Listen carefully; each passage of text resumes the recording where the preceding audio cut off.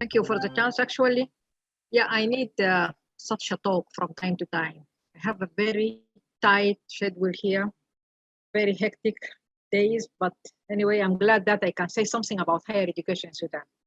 So I would like to start with some facts about the numbers of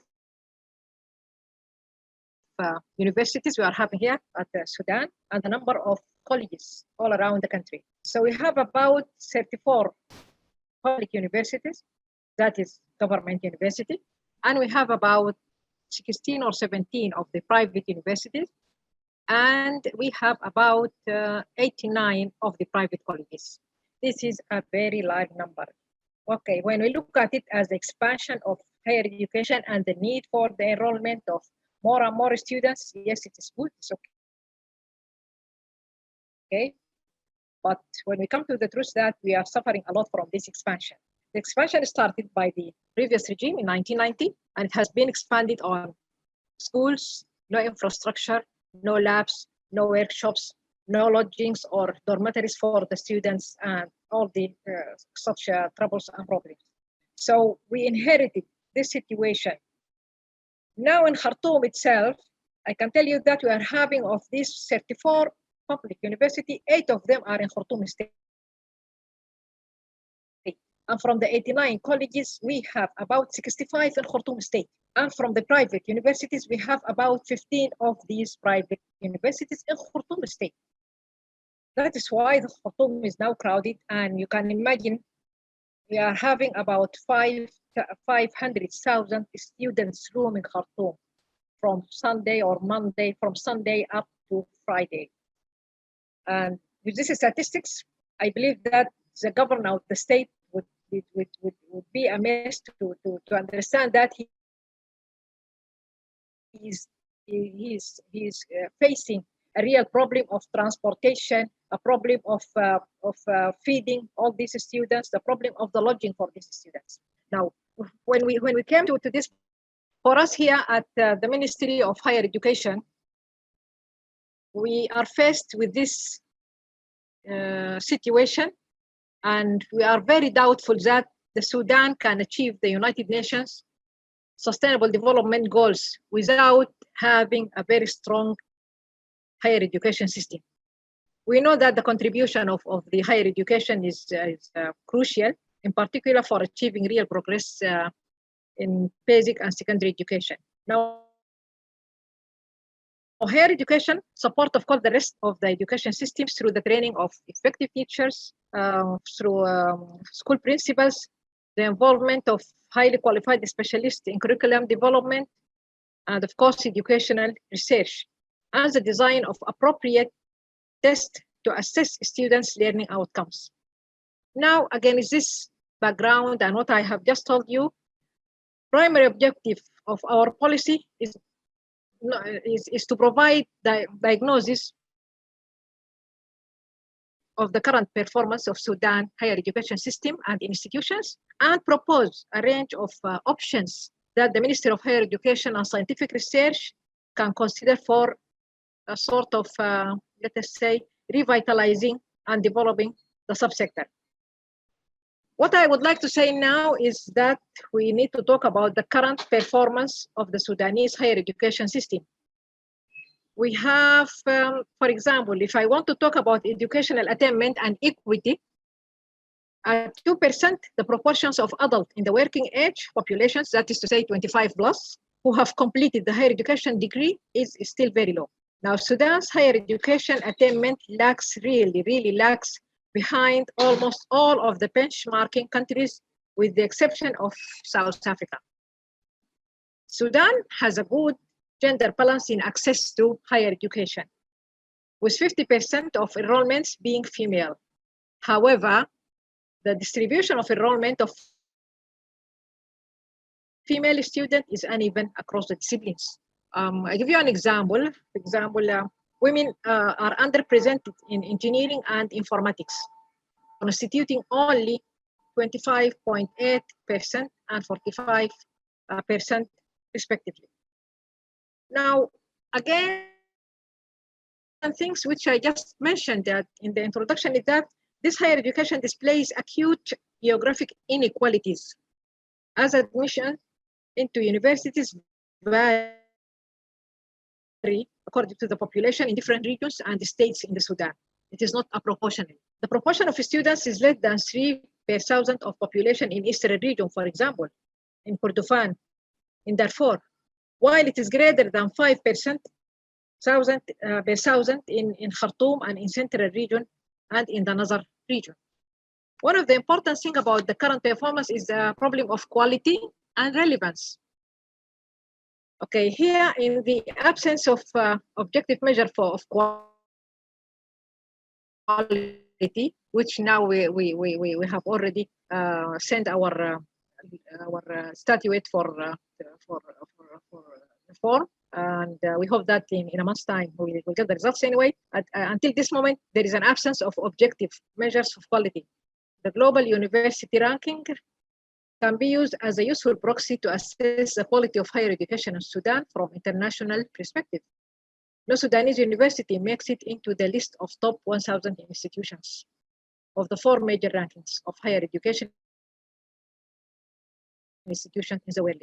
And even regionally, we have just the University of Khartoum, the universities in web metrics, ranking. It is 34 position in the Arab region and 37 I think, position in Africa. Now, globally, the University of Khartoum, the example I'm giving here, is ranked at 1994 by Web Metrics. Unemployment, of course, is one of the problems here, and 25% of the unemployed youth are university graduates. When I move to another point in the current performance, research and technology transfer. Research and technology transfer, the quantitative scientific production of Sudan is relatively lower than SSA countries like Ethiopia, Kenya, and South Africa, and much lower than Arab and East Asian nations like in Egypt, Jordan, and Malaysia. From the perspective of quality and impact of the scientific output, Sudan high index is significantly low. Now, to explain the performance of higher education, I mentioned already that we had the expansion policies, which happened following the liberalization of Sudan economy in early 1990s and the reduction in public subsidies in 2011. There we have private provision of higher education has increased rapidly from 10 to 15% of total enrollment between 2000 up to 2014. At the same time, the public universities have been set up in each state over the past decades for political representation reason, of course. So we are having all these universities without any infrastructure. Now, at the admission itself to undergraduate degree program in Sudan is based on the result of the school certification examination taken at the end of secondary school. The students then are placed in programs which is controlled by Ministry of Higher Education, and of course they are selected on their exam scores. However, since 1997, parallel admissions, and this is one of the main issues that we are trying to reform. There is a parallel admissions that have been introduced to raise the revenues of public universities. This is how the public universities were just forced to have this parallel admission and just to get money because they need money for their infrastructure. Now, of course, this shows there is no justice in this and there is inequity, because if you are rich, then you can get your child to the university paying money, and then the other who scored the same degree would not have a chance to do that because he's a poor. Another issue is the quality and relevance. There is a significant mismatch between the training and the skills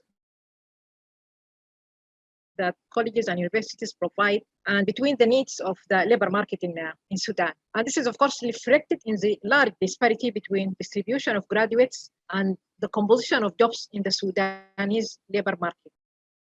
For example, we have among the BA degree students, 84% graduate with humanities education, health, services, or social sciences degrees.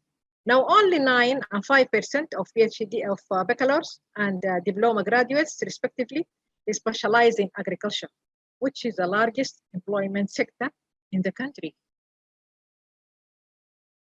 It takes about 80%. Now, this is one of the issues that I would like. Another proxy for measuring the quality is the student-teacher ratio, again, which provides an indirect estimate for the amount of contact time between the students and their professors.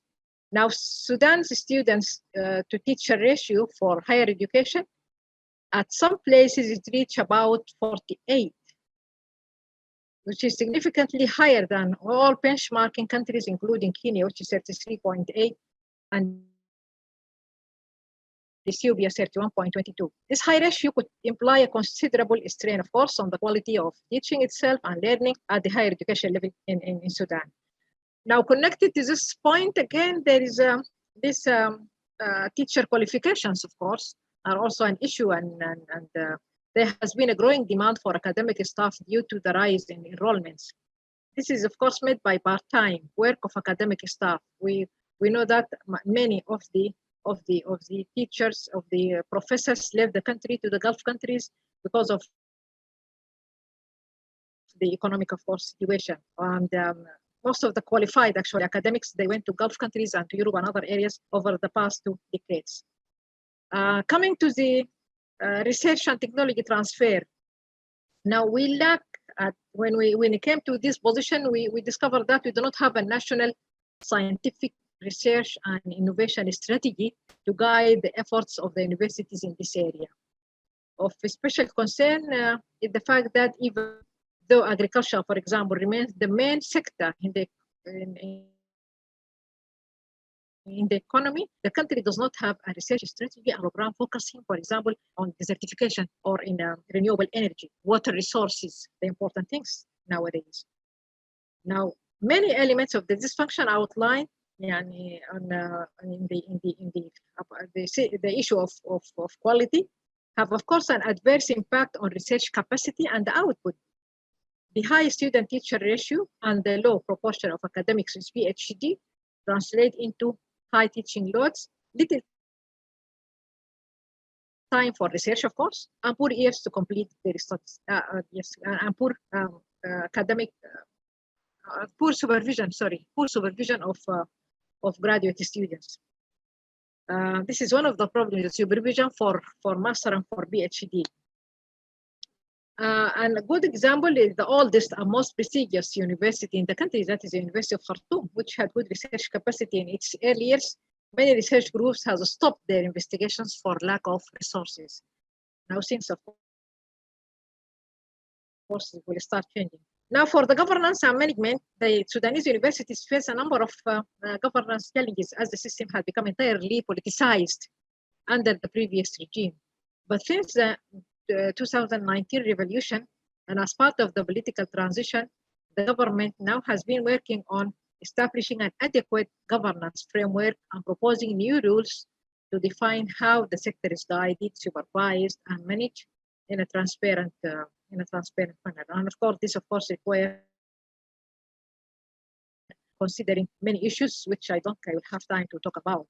Maybe if there's a section for questions, I can take some of these issues. Now, for financing, recent data on resources mobilization for higher education are lacking, of course. Statistics from 2014, it shows that public spending for that level represented only 0.2 of the GDP, which is extremely low and way below the average in sub-Saharan Africa, that is 0.8%. And of course, we managed that just this year now for the budget for the higher education to move it to 1%.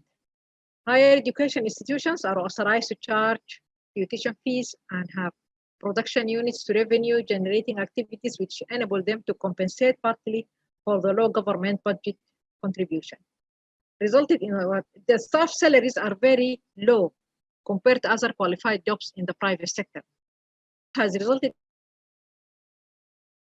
in large share of briefcase professors, actually what you call them briefcase professors, who teach in multiple universities at the same time, including private ones, in order to earn salaries that is sufficient to sustain them.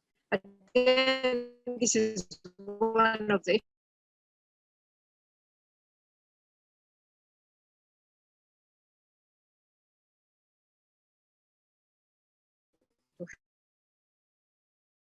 help in this case, or to refresh the higher education, or to form the higher education in Sudan. We need, of course, to define a vision for the future, which we have already done. And we have put a strategic plan of higher education and scientific research for 2021 up to 2025. And this has been guided by the reform of higher education and scientific research in Sudan. 2020 policies, we have managed to do that by the Minister of Higher Education and Scientific Research, together in collaboration with the World Bank. And also, this was based on recommendation of the strategic plan workshop organized by the ministry, has been held by situation analysis, which is evaluated using the information from universities' annual reports, and report on non-governmental education institutions 2020. We have been doing this in the last year, despite the COVID, despite the all other problems and diseases that happened after the floods of the Sudan. But we have been at the ministry. There are few of our employees here who were really work very hard to we started reviewing the admission and registration department and data, which has been also verified. So from all this data, we managed to create and to put and to define our vision for the higher education, and to put the strategic priority areas. So this is the very thing which we have put in. Now we are thinking of increasing access and equity. This is very important. And how we are thinking of how can we have diversification of higher education programs. Mainly we are depending on its academic education, that is studying medicine, studying economics, studying archaeology, studying history, and all these things, engineering. But now we are thinking of higher education in technology, and we are thinking of having some research universities. When you have a variety of programs, then you can increase access and the equity as well. Now we have again very effective equity promotion policy, which involve, of course, to approach combining the financial support to eliminate the main problem, that is the monetary barriers and non-monetary measures to overcome the academic, motivational, psychological barriers that students from underrepresented groups may face. This is one of the issues, and now we are faced with, after the peace agreement signature in Juba, we will be having more and more of the students who should be accepted at different universities. So this issue of diversification of higher education, diplomas, and the community colleges will help a lot in this issue. And the other thing is to improve, of course, quality and relevance. And we need to have a sort of measures to bring about improved quality and to raise student learning outcomes, and to increase also the relevance of the programs, like, for example, curricula. I think what Professor Intisar, do you hear us okay? I think maybe I think she's trying to come from her phone now. Please, the message I received is that the host is unmuted everyone, so I couldn't unmute myself. Yeah, we're hearing you. Anyway. Yeah, go ahead. Okay, I'm moving now to another part of the office. Now, okay. Now about scientific research, we think that it's important to improve gender equity, and the university leadership teams ought to put in place special programs to attract more qualified female academics into research. So combining financial and non-monetary measures to remove existing obstacles as far as scientific research is concerned. Now, the leading Sudanese universities must also strengthen their research and development activities to be able to engage with the local economy as one of the key pillars of the country's revitalization strategy. Now, the last point, I think, before concluding is modernizing governance and management. And the Minister of Higher Education recognized that efforts to improve the quality of teaching and learning and raise the research output in Sudanese universities. And all these are unlikely to succeed, of course, without modernization of governance structures and process. Now, for this purpose, universities need more freedom and flexibility to develop transformational vision and solid strategic plan to implement that vision. The Sudanese government could focus on outlining the rules of engagement with well-defined distinction between the responsibilities of the state and the rights and obligations of higher education institutions. So we really need to move towards supervisory role for the Minister of Higher Education, more empowered university councils, this is important, and the appointment of university leaders through a transparent selection process. This is based, of course, on professional criteria and on very clear rules of engagement for increased autonomy and accountability. These are really very important. After 3 decades of undue political interference in the life of the universities, now the Sudanese higher education system could benefit from an enhanced role of the Ministry of Higher Education as a steward. Now, the last point is designing and implementing a sustainable financing strategy. So in terms of resources mobilization, putting into consideration, of course, the competing demands for public funding, and the limited resources of the Sudanese government in transition period, it is unlikely that the Ministry of Higher Education and Scientific Research would receive a greater share of the national budget.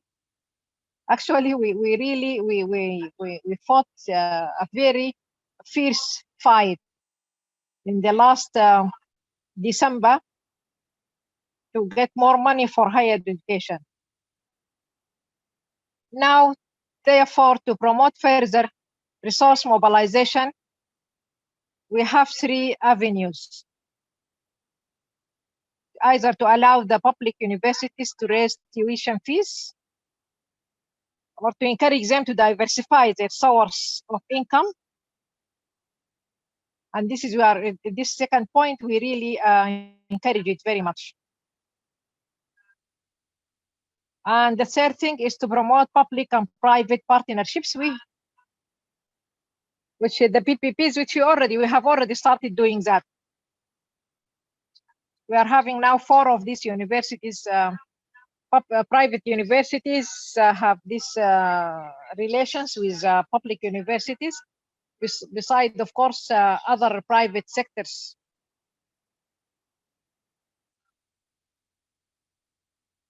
One of the main issues that comes very clear, the COVID-19 crisis.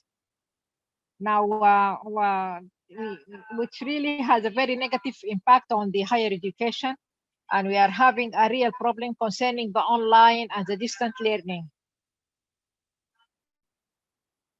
But we already again started also trying to help some of the universities who lack the infrastructure and the needed platforms for such an education.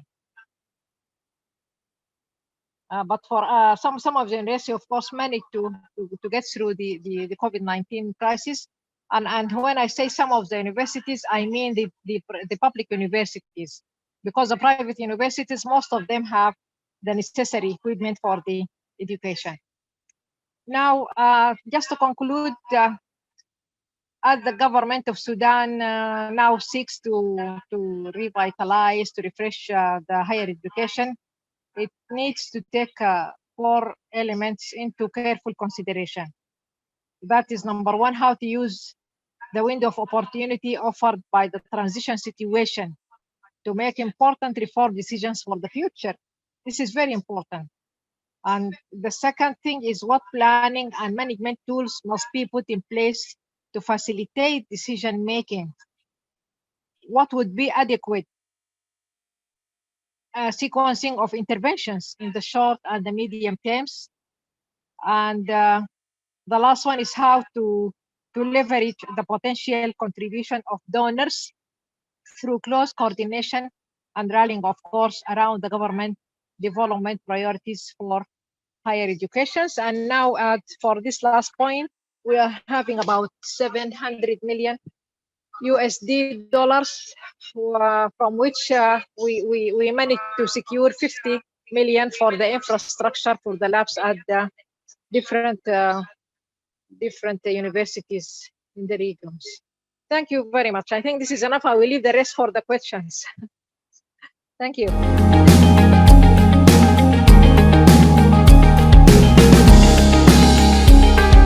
So please remember, if we all help and do a little bit, it will make a big difference.